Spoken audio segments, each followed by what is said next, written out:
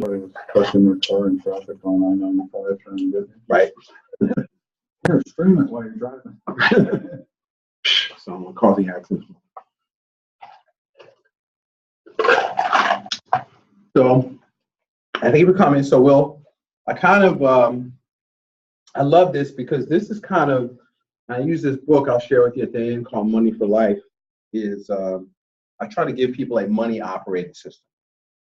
And so one of the things that we're talking about, hello out there, we're recording now? Yes, sir. And so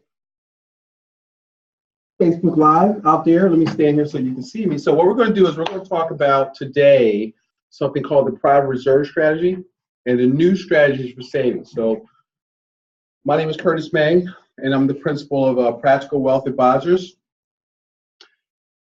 I teach people how money works. You know, most people give most of their money away. Most wealth is lost by, one, how people manage or don't manage cash flow, and also through wealth transfers. Most people are involved in the transferring of their wealth away to people that create the situations, control the outcomes, and profit from us not understanding the game of money. And so our belief is that there is actually more opportunity in helping our clients, because most people think the key to growing their personal economy and to growing their wealth is to find better investments that pay a higher rate of return. Okay, I'm going to teach you the opposite of that. And yes, do you need to get good investments? Absolutely. But we think it's a bigger opportunity in helping our clients minimize the losses in their life than it is trying to help you pick the winners, because you've got a leaky bucket. And so instead of trying to chase returns, you need to plug the holes. And so that's what we so let's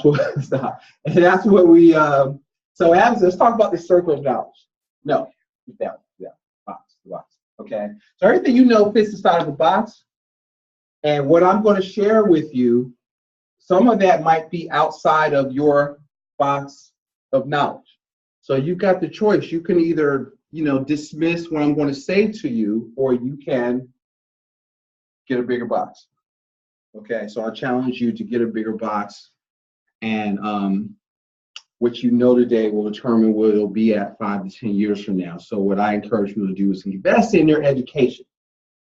All right, so there. I demand a bigger box. Right. So we're going to talk about the private reserve strategy. Get a bigger box, right? And the strategy that we're going to talk about is designed to help you develop and improve your financial position by, one, eliminating or at least minimizing unnecessary wealth transfers where possible, and accumulating an increasing pool of capital, money, providing you accessibility, control, and most importantly, uninterrupted compounding. Okay, compounding only works if the money's in there, right? And so a fundamental key to the private reserve account is that the money must be accessible through collateralization, right? And so let's go here. No, let's go, Pim. So what happens is, what I want to do is I want you to look at your total economy, your personal economy. Everybody's got a personal economy. Some people's economy is bigger than others. Others is bigger than yours, but the main thing that we all have in common is we wanted to do what? Grow, right?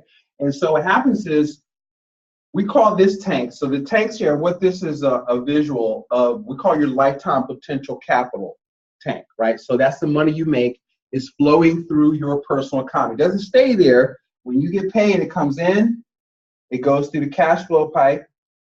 This tax filter is bolted on by who? The government, right? It's going to come out. You're going to lose some of it here. Most people have a lifestyle regulator which is broken. It's stuck in the open position, going to cover standard of living, so it's going out and down the drain.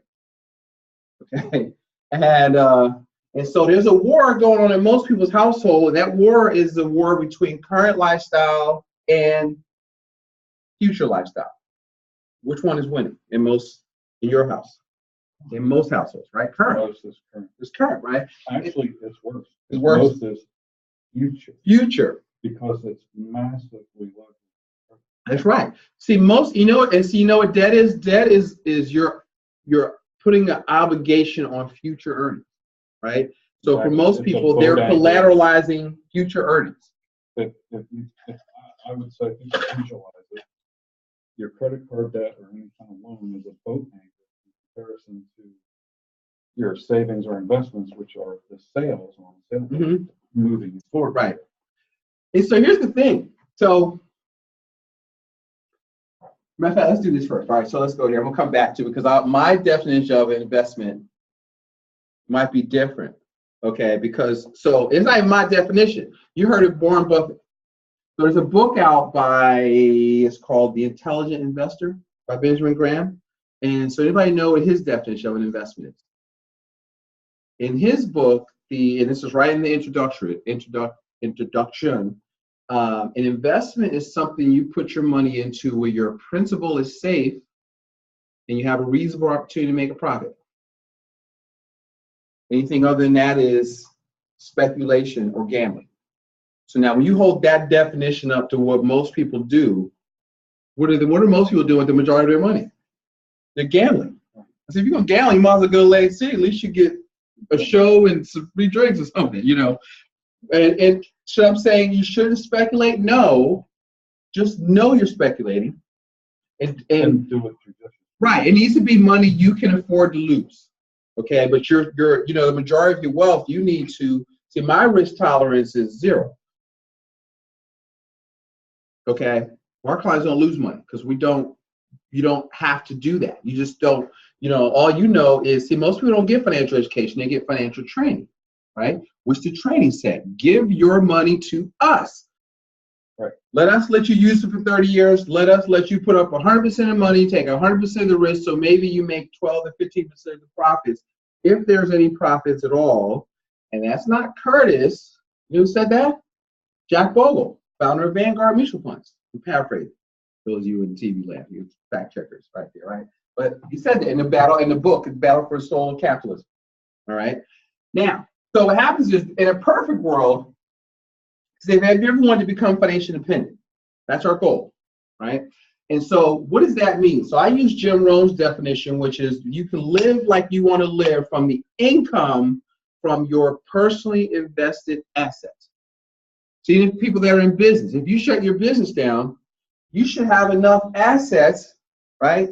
So that when you stop this, you shut this take down and your earnings shuts down, you should be able to release the valves and the money should flow out and maintain your current lifestyle as if you were working. Ideally. Okay, so that's position A, the golf term, right? And so what happens is, when you come through here, the first thing you got to do is pay yourself first, right? First rule of law, pay yourself first. Part of all you earn is yours to keep, right? The richest man in Babylon, right? And so what's that number? 10 to 20% of your income is our objective, right? So some of it has to go into the safe tank. Safe. See where's the cap on there? Because it's safe, you can't lose money. It has what I call CLUE: control, liquidity, use, and equity. All right. And so, and what I teach and what we teach in our firm is save from income and invest from assets. So from your savings, you look for places to judiciously employ your capital. All right. What most people do, hey, QP, most people invest from cash flow right into their qualified plans, but what can you control, and the equities, right? And so what can you control about a mutual fund going up or down? Nothing. Okay. So that's like driving, this is a Robert Kiyosaki term, that's like driving down the highway with a car with no steering wheel, no gas pedal, and no brakes. Okay. And that's what most people, and they think they're investing. And so what happens is you're tying up the majority of your money. If you need it, what do you have to do? You've got to take it out. Sell your shares. If it's in qualified plans, now you got other hoops to jump through. Oh, sure. Okay. And you're really just, you have to pay taxes for it. That's right.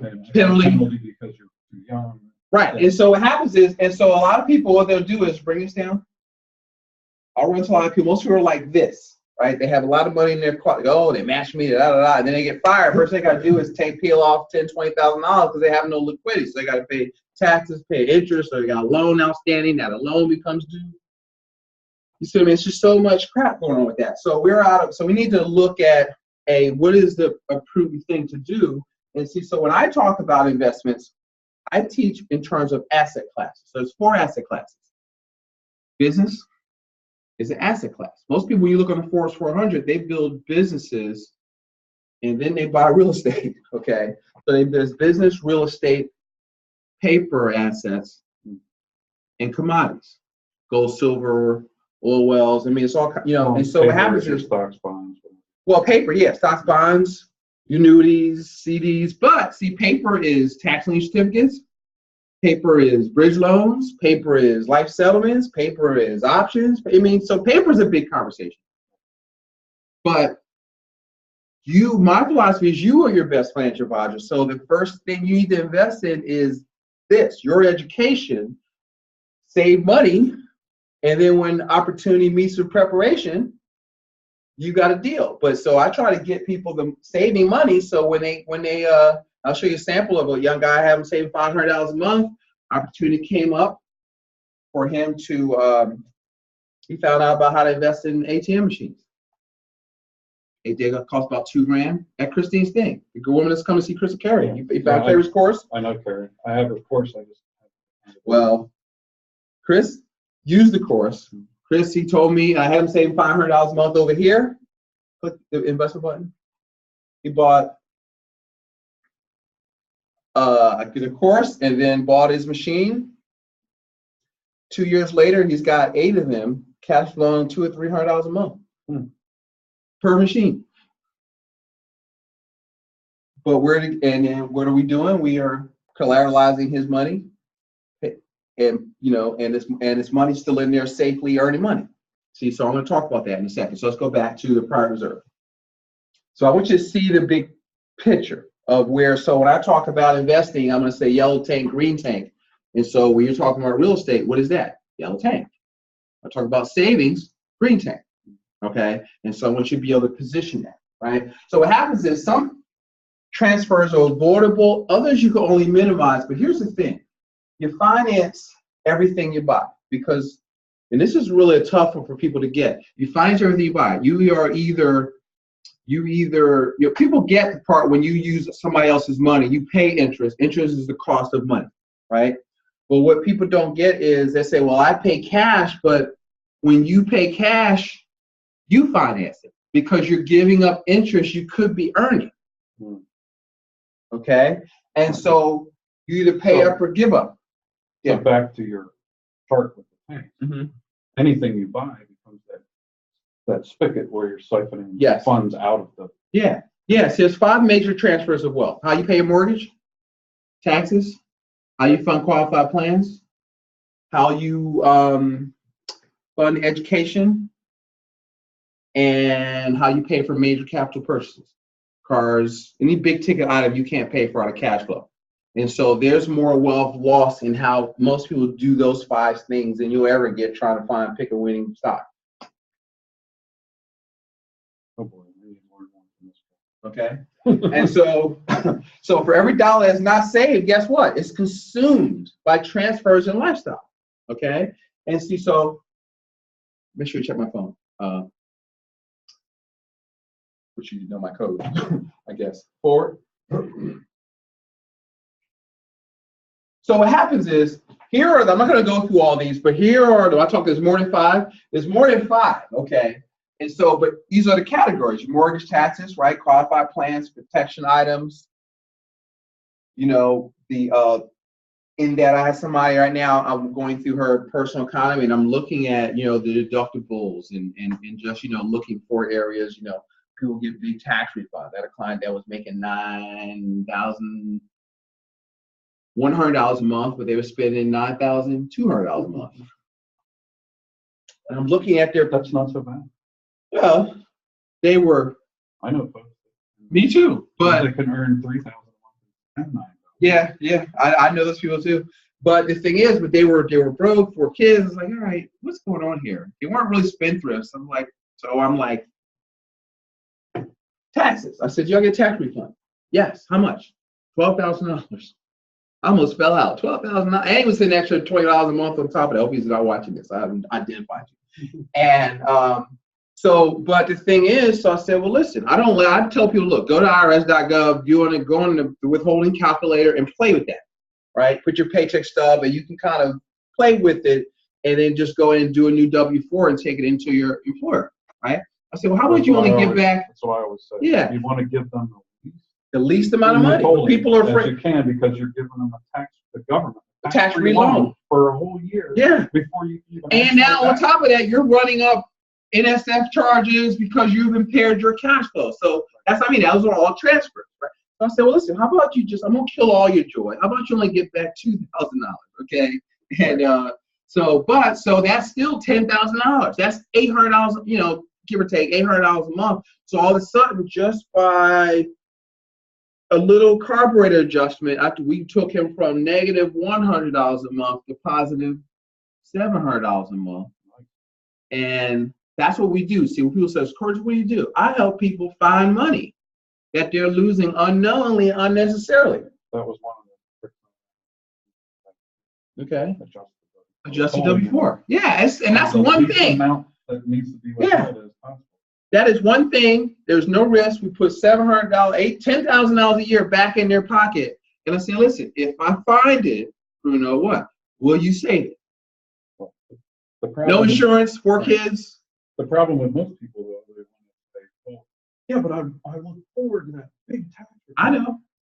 Well, then when I get done with it, that's what I said. You got to get outside. You got to get a bigger box, right? So I'm going to give you a bigger box because you think like broke people think, and you got to adjust your thinking. Well, if you're desperate for that. And who's desperate tax refund in a year? Broke people. Right. So is that what you want? Now, if you're happy broke, I'm happy for you. Okay. Well, I'm just pointing it. Right. No, I'm saying, but I say that to people. Yep. Now they know I love them by that point, so I'm not just like a knucklehead. I have rapport and I can get away with it. Right. But wouldn't you like $700 more a month? Right. In your pocket. Wallet. Now, here's the thing. They gotta save it. See, I said, because what else say with? If I find it, will you save it? So you're not going to save it. I don't want you to mess around with the government. So, option two. Right. Because my first option is pay yourself first. See, because option two means you're giving your asset transfer, because paying off debt, paying off your mortgage, does that make you money? No. That is saves you, because saving money interest doesn't make you money. Only making money makes money. That's another myth.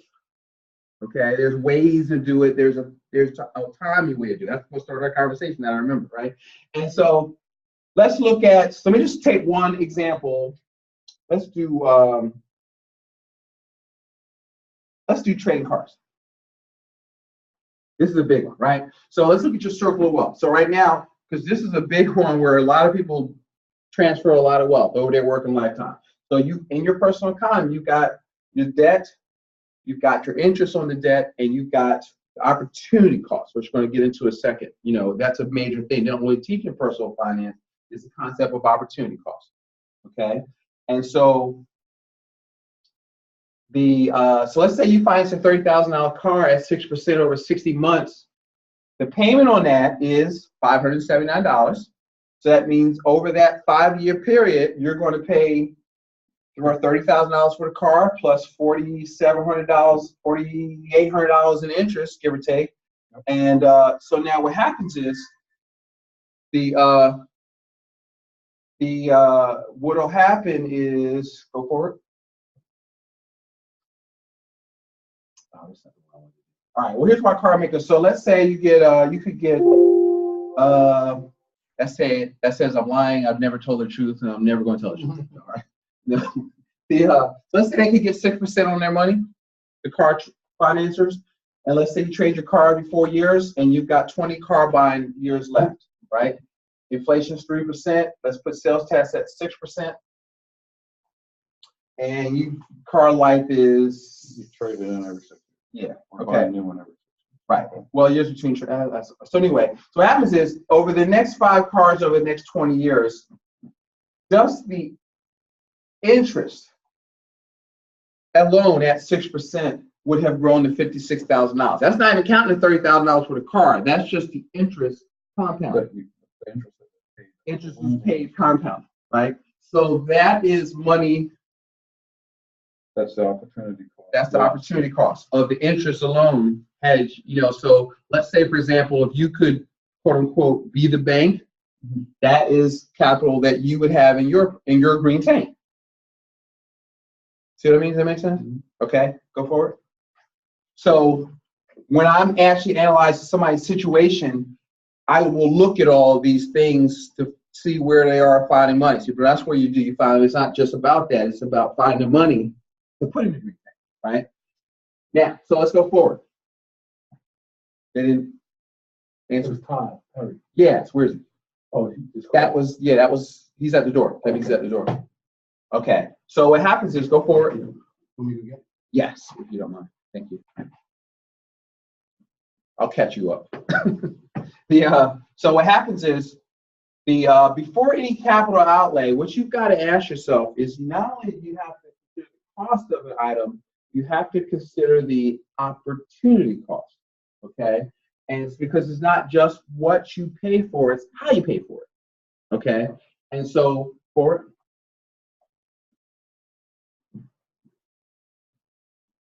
And so what happens is, one of the things that we ask people, see guys, have a pizza and have a seat if you want.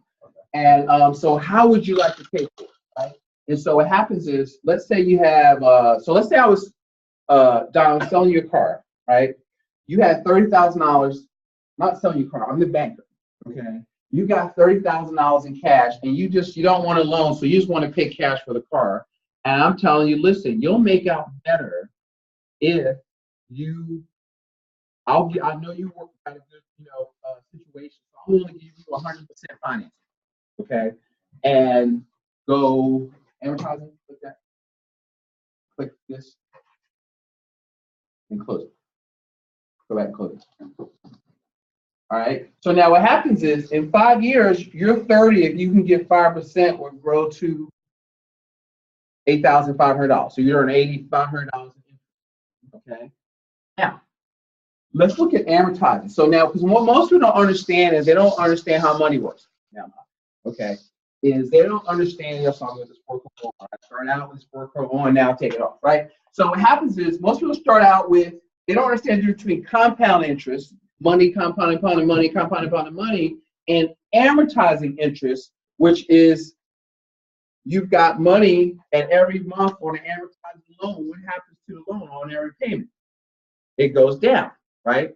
And so what happens is what people don't want is the $566 payment, right? But what did the money cost you over 5 years? You see that? Running $4,000. What did you make over that same 5 years? Almost double. So if you pay cash, see, everybody says, "Oh, I want to pay cash. I want to have real estate investors." Classic. I'm paying cash for this house. Oh yeah, how would you do that? Okay, because see, equity has no rate of return. It's good for the bank because you gain them all your money. And here's the thing: what I teach people: what's good for the bank is bad for you. And see what people do. This is why I like talking to real estate investors, because what they do is they discount their labor and they discount cash. Because what happens is, okay, yes, you acquired the property, but now your money is sitting there not making any money, right? And so you don't even have profit till you recover the cost of, because remember, you finance everything you buy. So if you can get 5 or 6% of your money, if you can, you talk to me, because I can show you how to at least do that on safe money, 4 or 5%, okay? And so now what happens is you got to have a hurdle rate. One time I had this couple, they bought a HUD house and they just thought they were doing something, but they didn't do the numbers right. And when I calculated their cash on cash return, they were earning like 2.5%. I said, "Hell, you should have left it in the bank." They said, "Oh, we were cheap and we're going to get this." Okay. And what's that saying? A fool in their money or soon person. Okay. And so what happens is, so now here's the thing. Let's say you pay cash. So you pay cash, so now you don't have the $30,000. And you've also given up the opportunity to earn this. Right. Because and who did you give the opportunity to? The bank or wherever you paid the car for it, right? And so to not have this, right? And so what you got to do is you've got to look at opportunity costs. I'll do workshops and people, I'm talking to this talk and I was showing this example in this, before the talk, somebody came to me, this one's Gary coming to like $500,000. She wanted to pay off her like $400,000 mortgage. I was like, I'm not even going to go there. I'm just going to show her this. And I think I did this with those numbers, with her numbers in it. And after the workshop, I go, so she got introduced me and said, so I heard you want to pay a house off. Do you still want to pay a house off? She goes, oh, no, because, can you make the money the money costs you? So a corporation will look at that, and that is a balance sheet neutral decision. You're not in debt. Debt is when you have more liabilities than assets. You have debt. You're not in debt, right? And so if you just, at the end of the day, you pay cash for the car, okay, what do you got? You got a car worth $3,000 and no money. Okay, next slide. So now y'all missed the warm. Now I'm in live wire mode. Okay. So how to pay for things, right? How to buy, borrow, and pay for. So what's the fifth transfer? How we pay for major capital purchases, right? And so how do you buy? So there's three types of people in the world. There's the debtor. Debtor works to spend. They have no savings. They earn no interest, and they pay, rent center or something to get their stuff, right? The saver saves money to avoid paying interest. So what they do is they save money, they earn interest, and then when they get what they want by doing what? Paying cash. All right. And then you've got the wealth creator.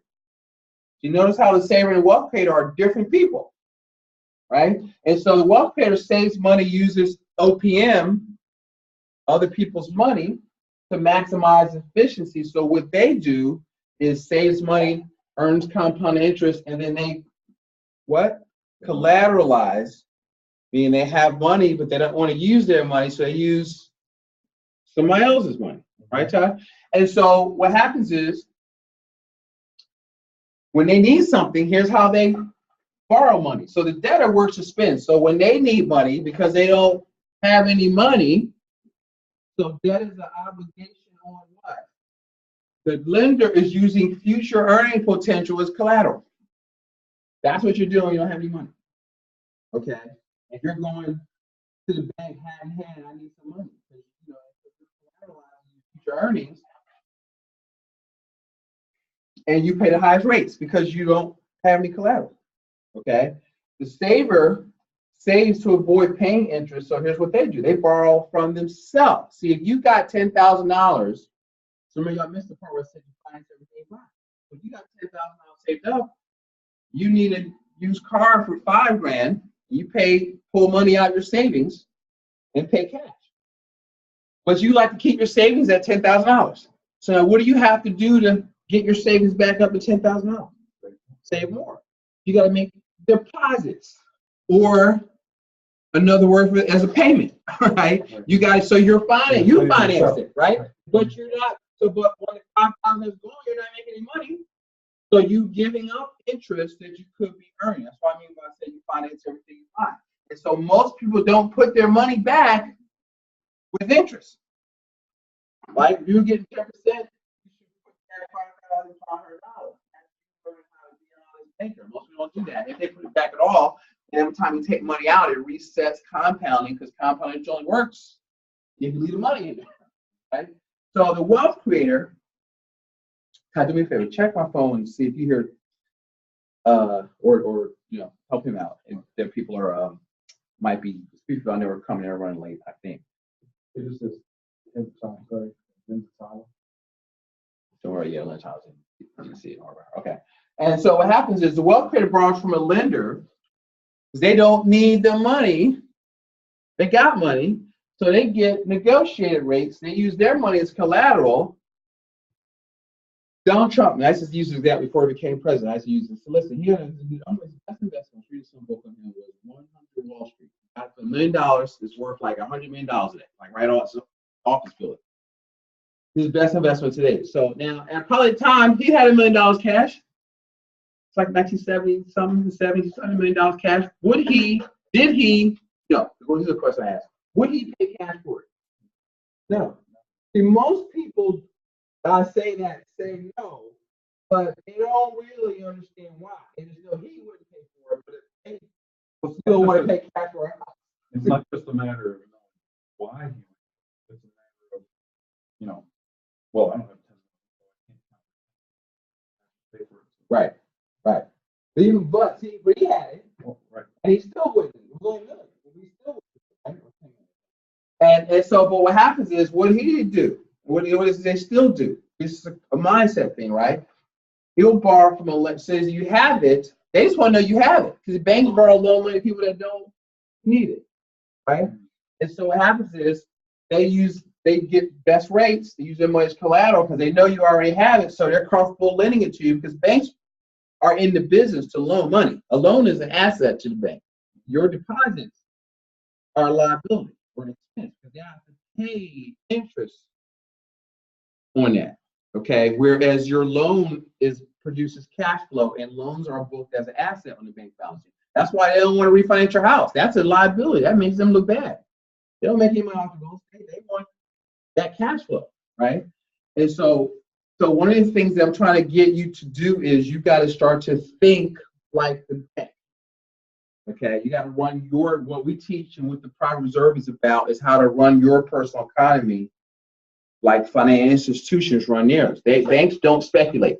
When banks invest, they loan money out. They make you pull credit reports. They do appraisals. Their money is secured by first position on a mortgage. They don't take, and they ain't even using their money. See, so it goes back to how can I do that? We talked about earlier. So listen, I was in this Laurel Langmeyer event. So look, there's 73,000 pages in the tax code that deal with corporations. And I was reading some in the paper, and somebody said, Trump's going to, lower the corporate tax rate to 15%, more tax rates for the rich. I said, y'all looking at this all wrong. It's like, here's what we talk about this at the real estate club. The question is, I need to incorporate so I can lower my tax rate to 15%. See, you got to stop thinking like broke people, right? You got to start thinking like entrepreneurs. You got to think like businesses, because you're the CEO of your life. You got to run your personal economy like a business. All right. And that's what my message is. I just try to put that in people's head. My clients have to read a book a month on money. And you can't read Dave Botkus or Dave Ramsey, okay? If you're trying to be part of 1% and move in that direction, because those stuff won't get you there. No offense. Someone Facebook Live, so I can self you. Yes. But somebody reading a Dave Ramsey is the place to start for somebody's mindset. So, yes, I would agree with that. Yeah, You got to talk about them. You have to, because you have to get, Jay will get you what I call on top of the horse. Well, out of debts, manage your cash flow, because you're a mess. Right. People focus in the right direction. Yes. But what you got to do is, what we do is, once you get on the road, then you got to elevate your thinking to, okay, because if you look at how middle income people think and how wealthy people think, it's a complete 180. Okay. In personal finance, to that point of those people, the financial entertainers that teach that stuff, here's what they teach. Buy and hold, dollar cost average, get out of debt, buy term investor difference. Okay. Now, if you take a corporate finance course, if you listen to Shark Tank and start paying attention to the words, they don't teach none of that stuff. Okay. They teach, we're at a real estate meetup event. They use words like cash flow, right? Velocity of money. Cash on cash returns. So you've got the language of money, right? And so what happens is, so Mr. Wonderful, what does he want to know? How soon can I get my investment back? So I put in $50,000. I want to get my $50,000 back so I can do what? Put it in something else. And I want to. But is that deal still going? Yeah, it's still throwing off cash flow. And so velocity means how many times can you make that money move? See, you have to, that's why we have currency. Currency's got to move. You know, we're taught to buy and hold and accumulate. If you're accumulating, you're losing money. Okay, so it's, you got to flip the stuff that you know. They teach you to get out of debt. You need to leverage. There's good debt and bad debt. So you got to be a little bit more sophisticated. There's constructive debt, credit card debt, things that you pay for, things that you're paying for. Whereas if you buy a duplex, that's good debt and bad debt. Who's paying the mortgage? The tenant. So you're really buying prepackaged commodities at a discount, supported by the government, right? Because that mortgage is government backed. You're buying copper and building supplies at a discount and getting cash flow off of it. I don't care if the value goes down to zero, you still get your cash flow. Appreciation is a bonus,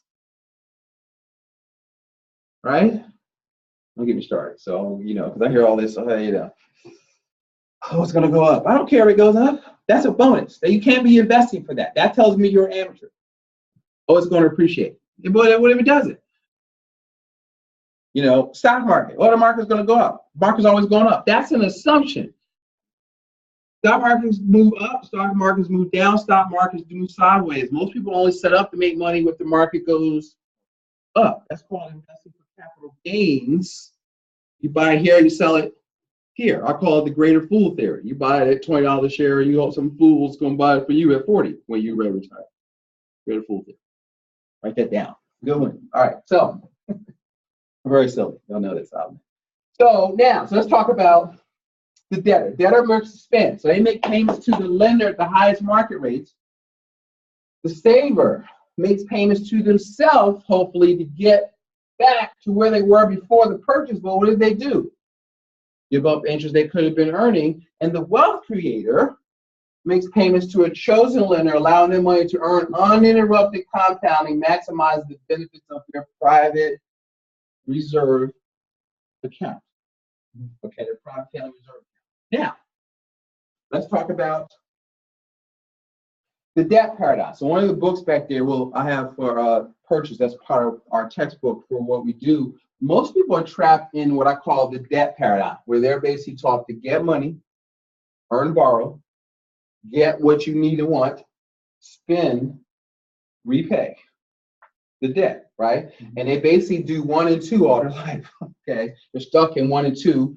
They may save a little bit so they can do what? Spend it later. And then they're going to buy some term insurance, right? And so most people, because for most people, savings just delay spending. They save, and then they go buy something with it. Now they drain the tank. And that's where most people, most of the clients I see, that's where they're at right now, because this is what has been taught to you by governments, by Madison Avenue, by corporate America. You can have people buy cars, they don't even know what the hell the car costs. They know the monthly, because it's sold on the monthly payment. They don't even know what the balance is. Oh, I can afford $400 a month. Okay. Let's get you this car. We'll finance it over 7 years. The car really is built to last about 5, right? And so keep going.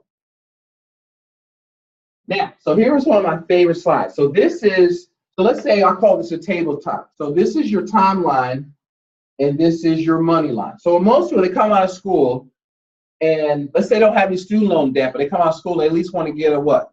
A car, right? So they go into debt because they don't have any money because they're the debtor. So they're going to go into debt. So now what do? You pay back the debt to work your way back to zero. And then you're going to need something else. And you spend your whole life doing that. Earn, borrow, spend, repay, right? Now, that's the debtor. So now what's the other flip side of that? You want to stop being on debt. So now you're going to be the saver. So look at the saver. Save. You need something, you pay cash, boom. Save. And you end up your whole life putting and taking. Most people have a put and take account. Okay? And what's the net result on both of those scenarios? 0. So what we say is, look, how would you like to be the wealth creator? So you might start out a little bit slower. You got to let the magic of compounding work, but life happens, right? So you need money. So you can't just leave money sit around. That's when people go into debt. They put money in the account and then they go into debt. I got people maxing out their 401ks, but they got 2 car payments at $1,100 a month. And so they're transferring away all that wealth through financing, right? So what if you could put money somewhere, right?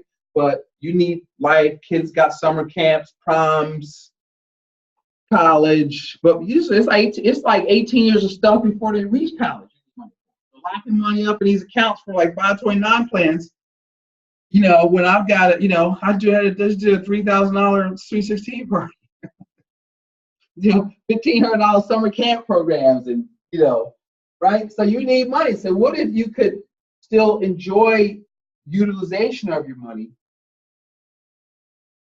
right? But still continue to let it grow. So now you can kind of have your cake and eat it too, right? What if that was, you know, and I asked people, so which of those 3 would you rather be? Here's a really important question. Which one are you? Yeah. most people say I'm both. I'm a little bit of both, right?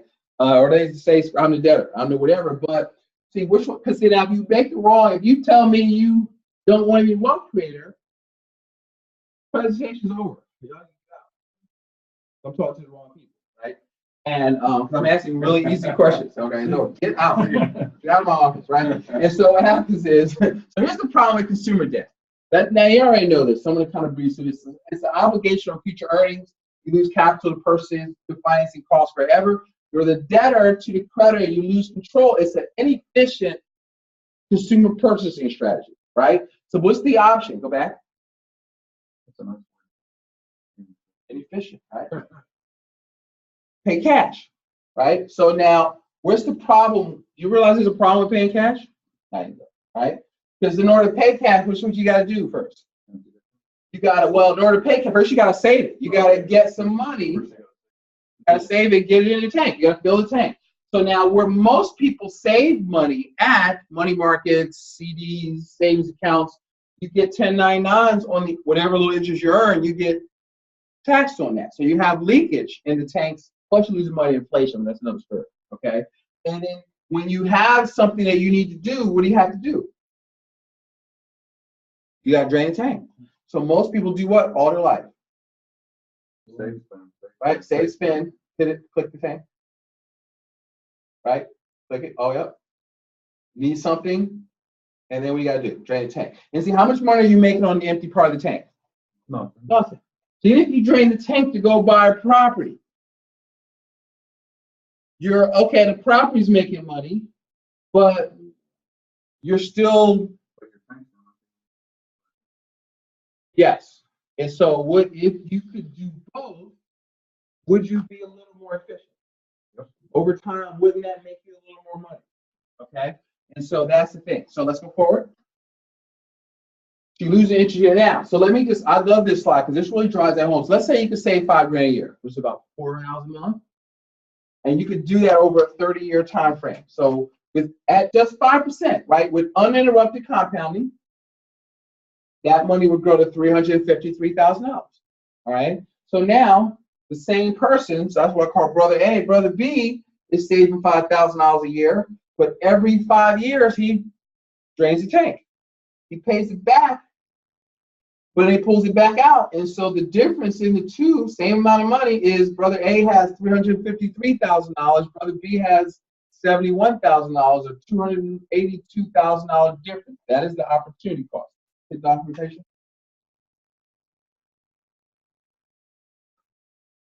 I love what I do because everything I do, I can back up the number, you know. And so what happens is, so here is 5, 10, 15, you know, this is the uninterrupted compounding.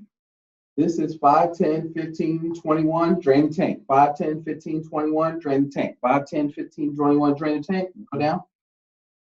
We never catch up because while it's out of the tank, you're not making money. It's like going run a marathon. You run the Broad Street Run, you get a mile in, it's like, I forgot my water bottle. And you got to go back. And then you run, it's like, oh wait, I need my knee brace. You run back to the finish line to get that. And so now you know, run 5 miles. You ain't going nowhere. So that's what most people are doing with their finance. All right, forward. So what happened? What if you could make a purchase without emptying the tank?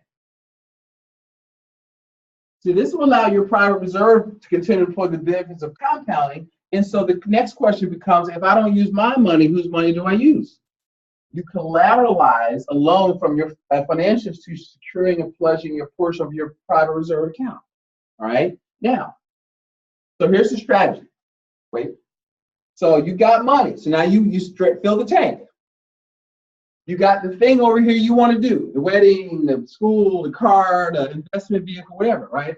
So now you don't want to drain the tank. So now you find a financial institution, say, Mr. Financial Institution, I need my stuff. I need this thing over here I want to do, but I don't want to use my money. I want to use your money. So now what I'm going to do is, what I'd like to do is use some of my money as collateral. They're going to give me an amortizing loan, but you've got a structured principal and interest payment. Put that. And then you pay it down and you release the lien against your money. Okay? And so the power of this strategy is what? You continue to earn compound interest on your collateralized funds. That don't emphasize the banking component. To me, that's the power right there. The uninterrupted compound, right? That is the private reserve strategy. So now, if you can employ this strategy in your personal economy, would this help you? Okay, that's what we do. All right. And so what happens is, so now let's talk about your collateral capacity. So, building collateral capacity is another word for, that's our fancy way of saying saving. Putting money, saving money somewhere in an entity that you can use for collateralization. All right. And so there's 3 ways to do that. It would increase your contributions. So when I talk to people about savings, anybody read The Richest Man in Babylon? Part of all your earnings yours to keep. How much should you be saving? At least 10%. That's why our goal is help people save 10 to 20% of their income. What we do is different is we find the money to help people do it. Okay, so because if people could, I said, well, look, if you could do it, you'd already be doing it, right?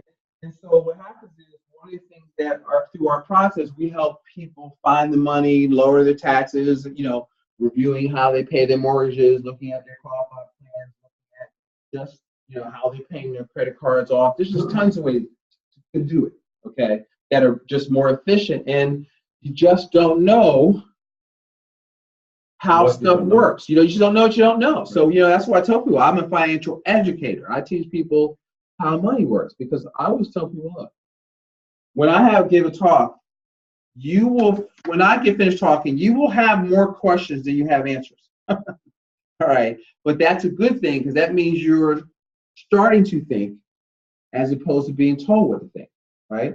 And that's actually my objective, okay? Because it's not my money, it's your money, right? And so I'm your guide. It can't be more important to me than it is to you, right? So I'm going to I give homework, I got that money for life book back there. I've got another couple of things that if you don't do the homework, you can't work with me. Because you're not on the same page, and you still want to stick your head and say, I'm not saying. You can't work with me like that. I don't work with you like that. Okay? I'm people that want to be actively involved in driving your wealth.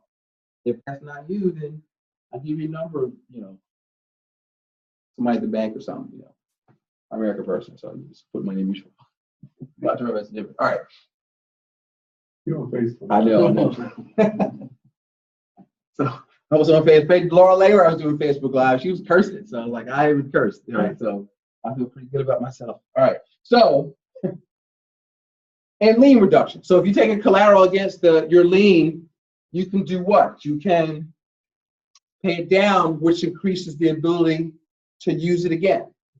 Okay, so those are the 3 ways to grow your capacity.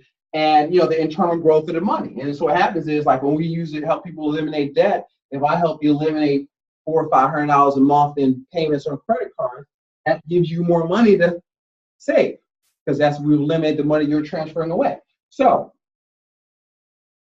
let's talk about the ideal place to see your wealth has got to be warehoused somewhere. Okay. And so one of the favorite questions that we ask people is, where do you store your cash? Okay. And so this is a savings strategy, not an investment strategy. Okay. And so where do you store your cash? Right. So that you got to keep your, like right now, we're in a bubble. All bubbles pop. We're in a real estate bubble, we're in a stock market bubble. Okay. Once you start to think macroeconomically, one of the things that we hand out, I'll to get y'all a copy, we talk about the 7 principles of prosperity.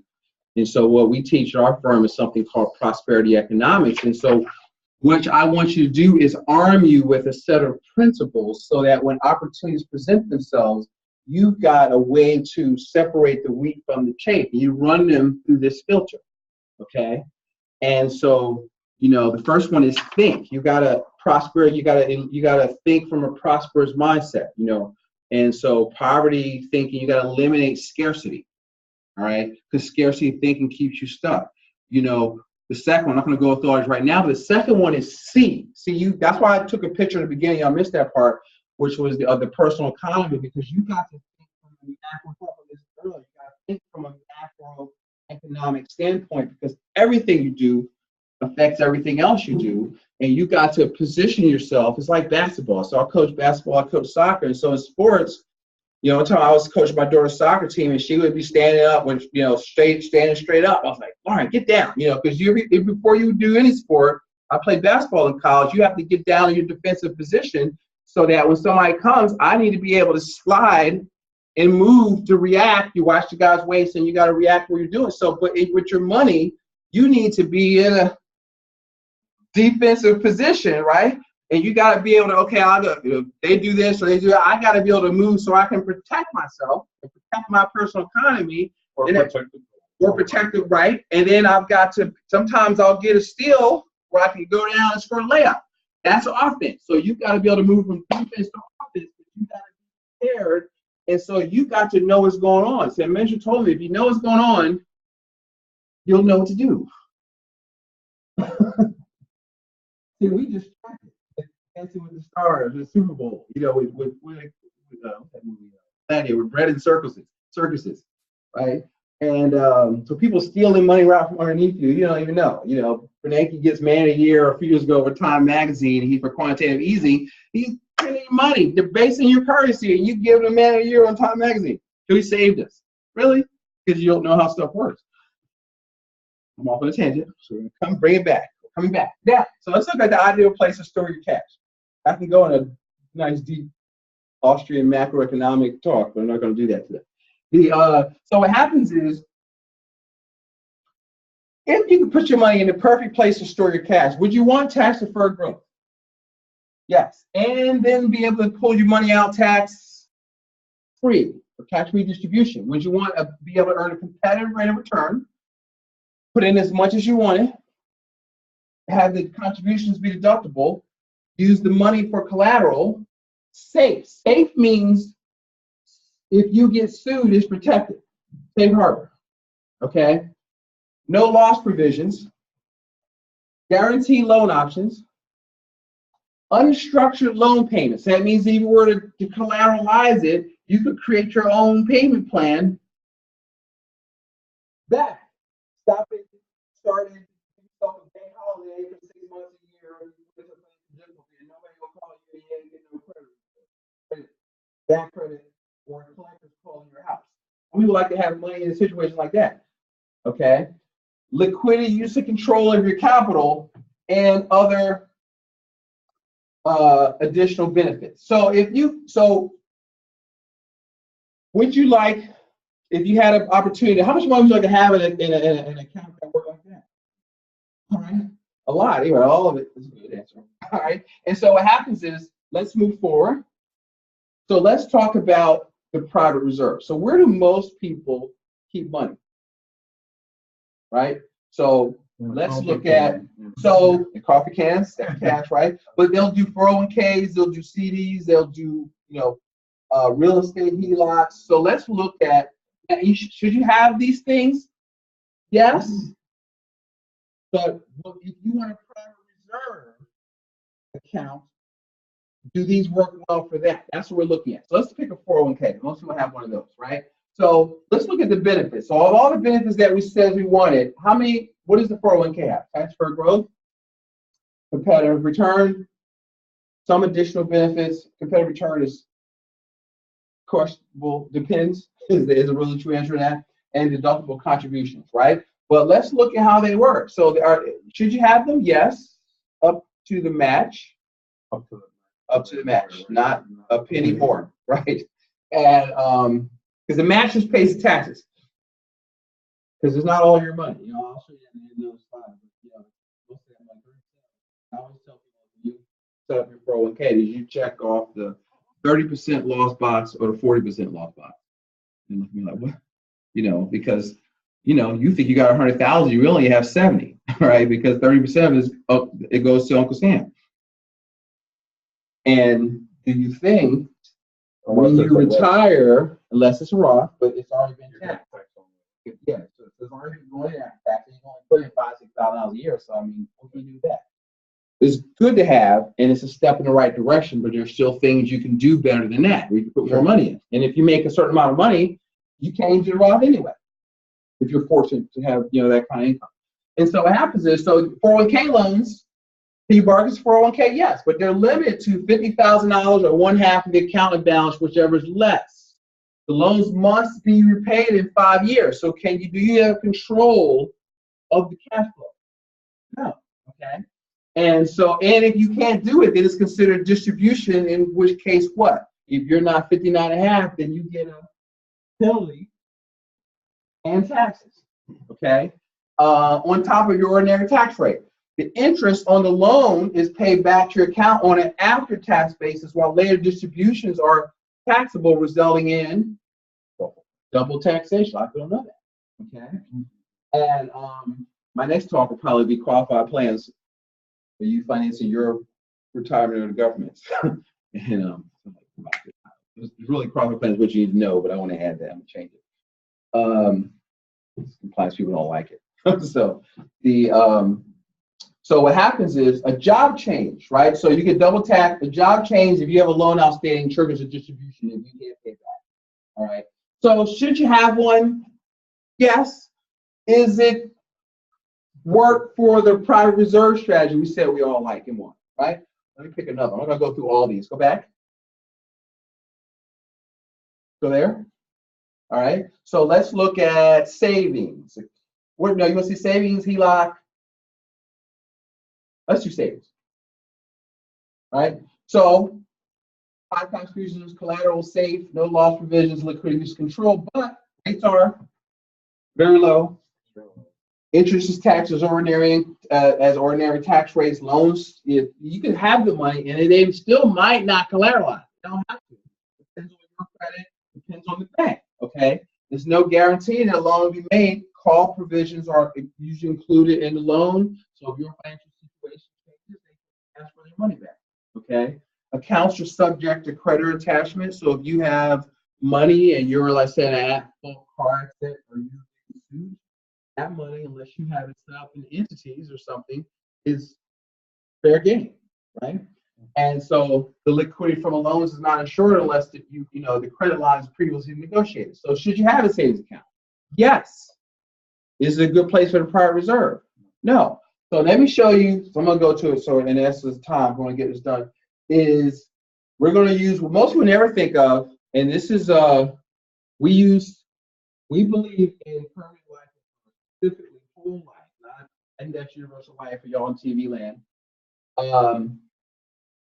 as a great place to store cash. Okay, now I was a regional vice president of a company that championed, buy-term investor difference, and so which one? Universal is not what we use. We did not like that product. So I'm particularly talking about whole life. This is why I was disagreeing with the guy at the other workshop, whole life.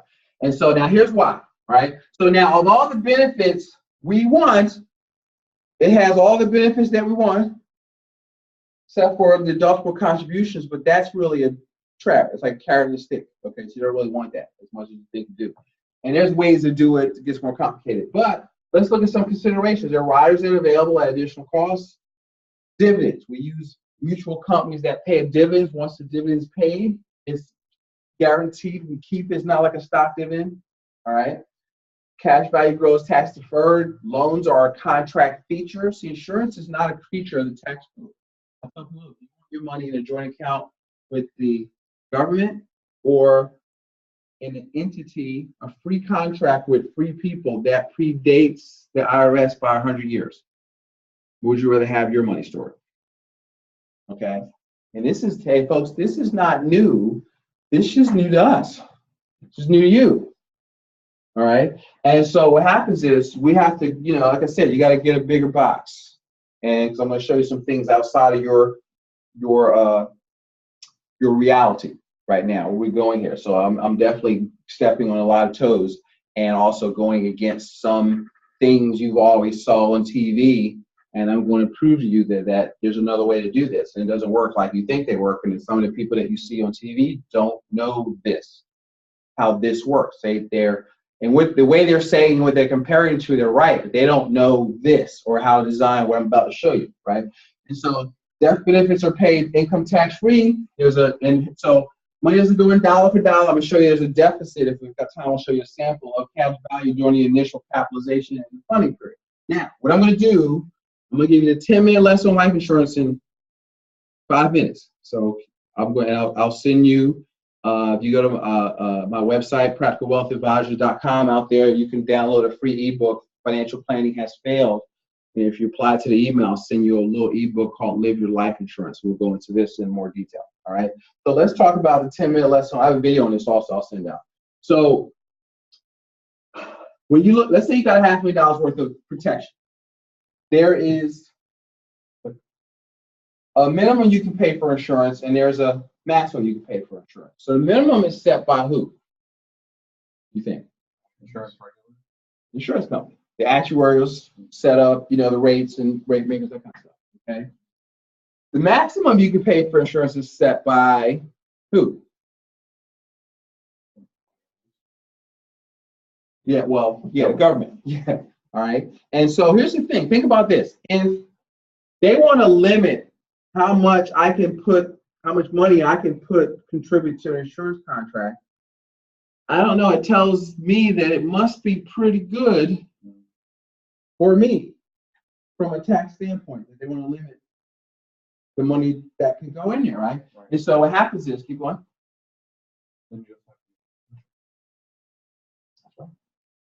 Good answer. And so what happens is there's infinite ways to design the product or insurance. There's different types. Keep going. And so what happens is there is a maximum that the government, that line they create is called a modified endowment contract, because if you put in, and this is like recent, like 1987, they changed the rules because there are people, you know, people put in, you know, all this money into insurance, pull the money back out via loan. Do you pay tax on loans? No. Okay. And so where does Uncle Sam want you to put money? Right? So you, in those accounts, you defer taxes, right? Or here's a better word, postpone. Right? Because the taxes still got to get paid, right? And so now you're paying, so think about this. If you're a farmer, would you rather pay tax on the seed? Or if I came to you and said, well, listen, Bruno, I'm going to give you a tax break on the seed you plant in the ground, but I want to come back next fall and I want to tax on the harvest. Now I'll let you know how much I need. I'll tell you what taxes you pay. Right? That's what most people do. See, if I say it that way, I said, would you rather get taxed on the seed and get your harvest tax free? Which one would you rather do? Tax the seed and get your harvest, right? It's a smaller quantity. Most people are doing the exact opposite, right? You're paying the savings tax on the seed. They say, oh, great, I put in $1. I only put in 72 cents, and I'll get $1 in because I'm saving 28%.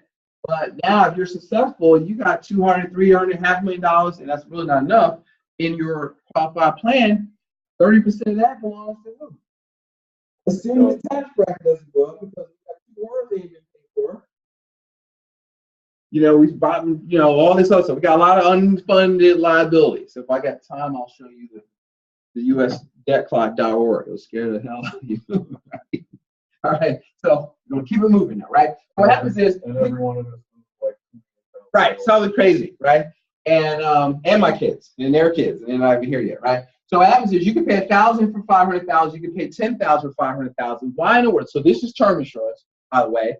And so people always say, well, should I get term? Should I get permanent? The answer is both. It's not even a choice. It's like you need term. If your goal is to get the most insurance you can for the least amount of money, you buy term. It's not either or.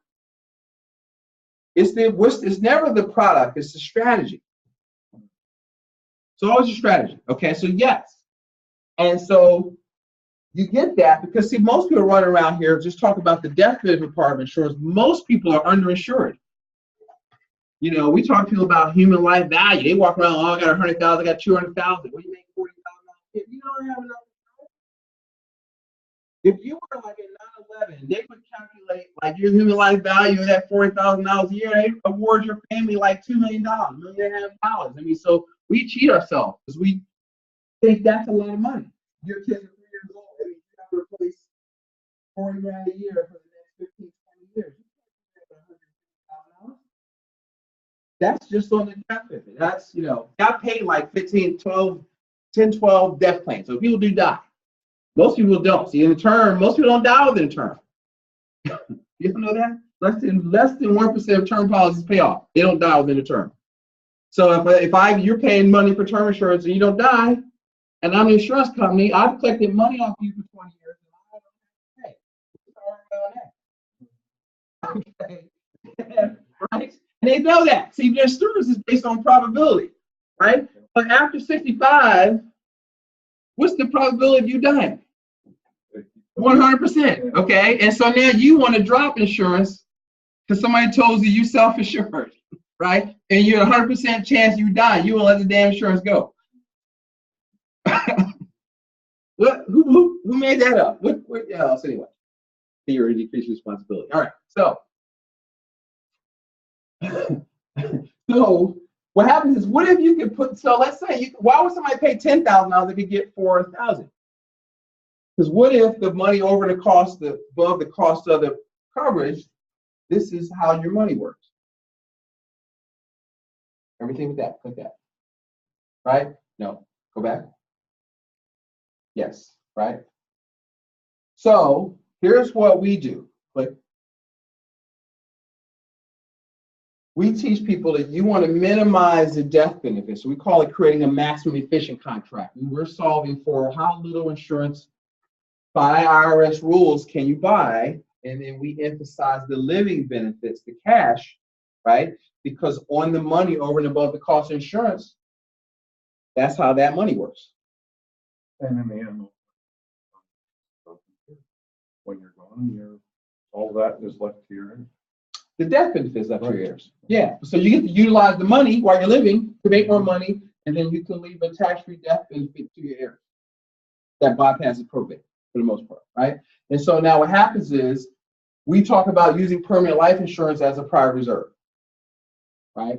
Because the cash value is your green tank, right? So you want to fill the tank, so our clients will say, well, how much does it cost? Yeah, how much? It doesn't work that way. It's like, how much can you save? So your goal is to save 10%, you make $4,000 a month net. How much should you be saving? $400. So that's what your premium should be, right? So now you're filling up the tank. So now when an opportunity presents itself, guess what happens? You got money, you take a collateral. Now who's the money coming from? The insurance company. So they make you an interest-only loan. You get the thing you want. Now you have a non-structured payment, meaning who sets the payment? You do. All right. So you can pay it back fast. You can pay it back slower. If they're loaning you money at 5% and you pay it back at 7%, where's that extra? And you pay off a credit card back at 18. You pay yourself back at 10. The money that you were sending to Visa, where's that going? And so now you're keeping that money in whose personal economy? And your own, right? You cycling the same money. Does that make sense? Okay, so our whole strategy is about efficiency of money. Okay, and so you may all miss this part, but one of the things that we teach is most people think the key to growing their wealth is to find better investments that pay a higher rate of return. And should you do that? Absolutely. But there is more opportunity in minimizing the losses in your life first than there is trying to pick winning investments. So let's be efficient first. Now, when you make more money, you're not losing it because you're inefficient, you got bad cash flow, you're buying stuff, you're spendthrift, you're efficient. Do content. Does that make sense? All right. Now, so what happens is, see, permanent life insurance, when designed and utilized properly, and I could do an hour just on this part, but I want to kind of get through the concept, is provide stable cash value collateralization, right? Guaranteed loan access, that's a feature of the contract. No annual tax on the growth, additional benefits, and some people have living benefits, critical illness, chronic illness, and various things. So that's the private reserve strategy. Does that make sense? All right. So let me give you a quick example. See if I can remember how to do this. Go back. Let's forward. All right. Yes. All right. So now let's say you've got, see if I can remember how to do this now, right? So let's say this happened to a friend of mine, actually. So he had money saved up in his permanent life insurance, right? So, and it was credited him, let's say 4%. On saving, you say, well, I can get a better rate of return. This is not an investment account. I just need the money to be there when I want it. Okay, I don't need to make money. I need to, That's still far better than that's right. It's still 4 times what you earn in the bank. Okay, and so now what happens is, let's say you had a financial opportunity. So he had an opportunity so he had a friend of his that needed some money for a business deal. He needed it for 12 months. So he needed money, and they negotiated that he would charge his friend 8%. Right? Before. So now what happens is he took a $50,000 loan out against his, not from the death benefit, he had enough cash value that he could borrow $50,000 and collateralize his cash value. So they gave him a check for $50,000. The interest rate on that money was 4.76, and he loaned it to his friend at 8. All right, right. So now, what is that? Go, keep going. So that's 3.25% spread over the cost of the money. And so, or $1,600 a year growth, right? And so what are your options with that? Pay your loan back, pay down the collateral against your collateral. You could put more money at the 8%. I've got things like this where I can try to get 10%. You want to save money, doing bridge loans and that kind of stuff. So there's things out there you just don't know. If you're a friend of yours that need, people, in real estate, I got real estate investors, right? The private lenders, guess where you think their private lender get the money from? Investors who have money sitting around earning 1% that need to employ their capital. See, if you've got money, cash, opportunities for you, like what we tell them how to do is become a good steward of our resources, save money. You don't need to take risks. You just need to save money. Your best investor is really not is your business. Okay, and putting money and being an active manager of your money. So you could buy more. A lot of people with extra cash flow, they'll actually buy more insurance. They see because insurance is a place to store cash. You're not trying to buy insurance. Now, can you pull up those calculators are still open? So now I want to show you what happened because it's not 3.25%. So what if I can show you how you can earn 68% on your money? How would that be good? Okay. So now let's go. All right. So here's what happens. So let's look at this time value of money calculator so you can see what's really going on here.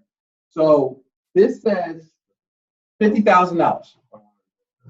So he borrowed $50,000 to loan it to his friend at 8%. So that means in 1 year, the future value of that at 8% is $54,000. So his profit was how much? $4,000.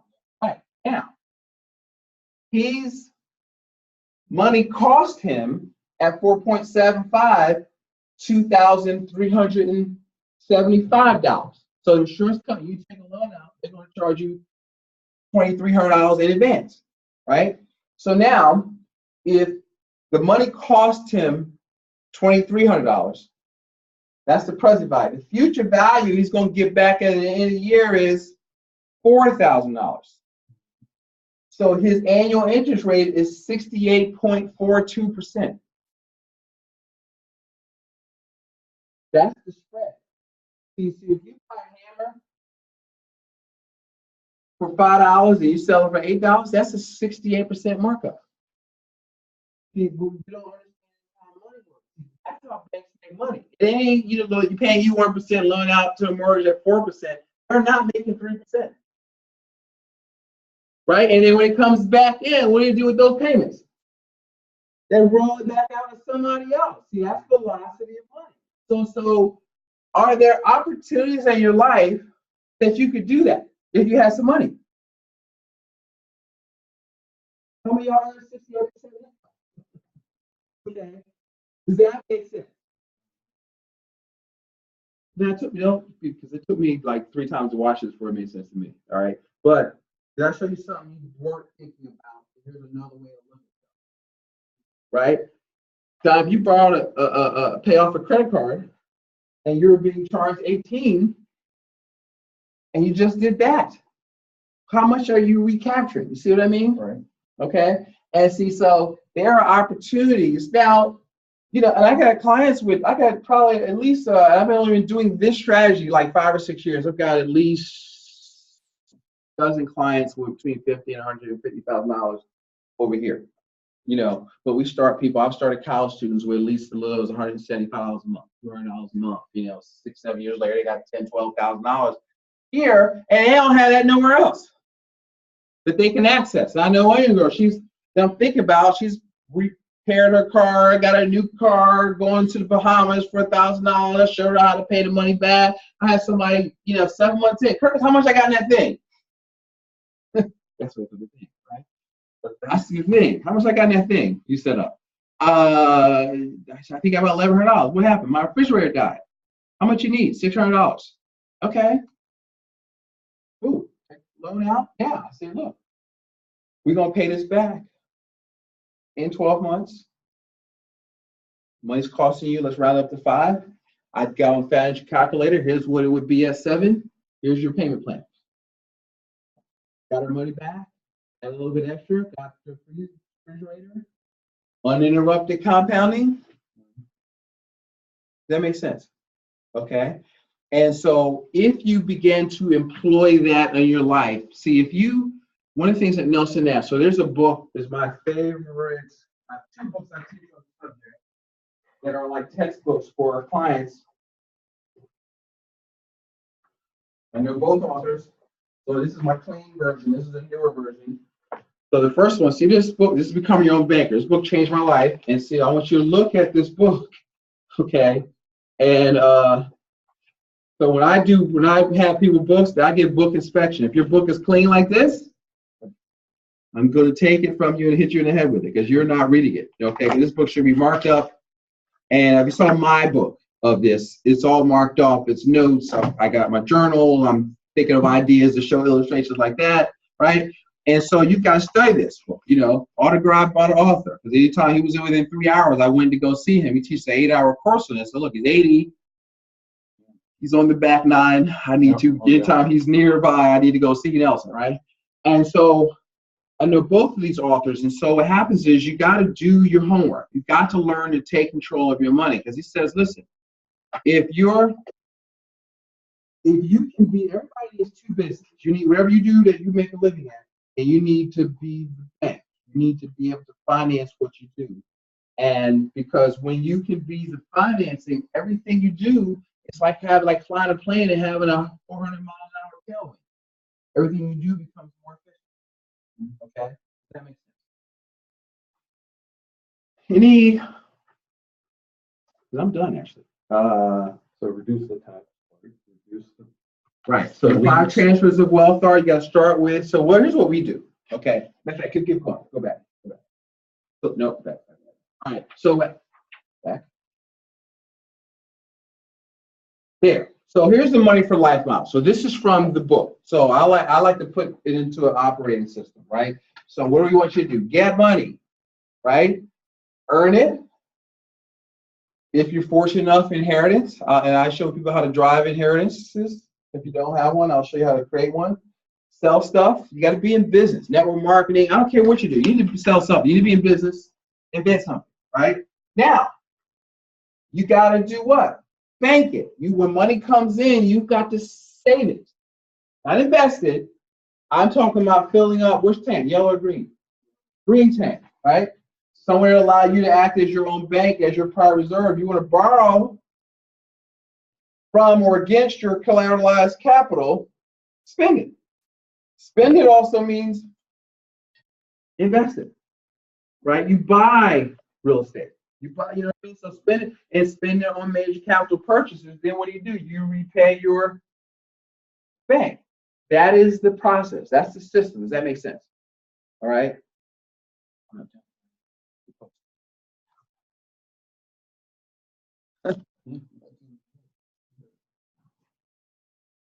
Not over until I say it's over. See, Animal House now. It's not over. It's over when I say it's over. All right. So here's the thing. Are you interested in starting your own private? I gotta ask a closing question. Right? Are you interested in starting your own private family reserve system for your family? Would that help you? Right? Next slide. Okay. Keep going. I'll come back to that later. All right. So it all starts with a plan. I always tell people, look, it wasn't raining when they built Noah's Ark. Okay. And so what we offer is a complimentary strategy session, 30-minute strategy session to see if how this would work for your family. So if you're interested in that, if you're on there and you're watching this, you go to my website, practicalwealthadvisory.com. There's a button on our site that says schedule a 15-minute appointment, and you can put yourself on our calendar. There's no obligation. We'll walk you through, kind of see what's important to you about money, and let's talk and see if we can help you. And now with that, we are done. So I thank you for watching. I thank you guys here in our office for your attention, and we're going to cut the recording off, but if you have any questions, okay, we will. Any questions? Got to catch y'all up because you missed the first part. Yes, sir. This is a little bit in the weeds. Mhm. I might get into it. But when you borrow the money from your policy and you're paying the insurance company 4%,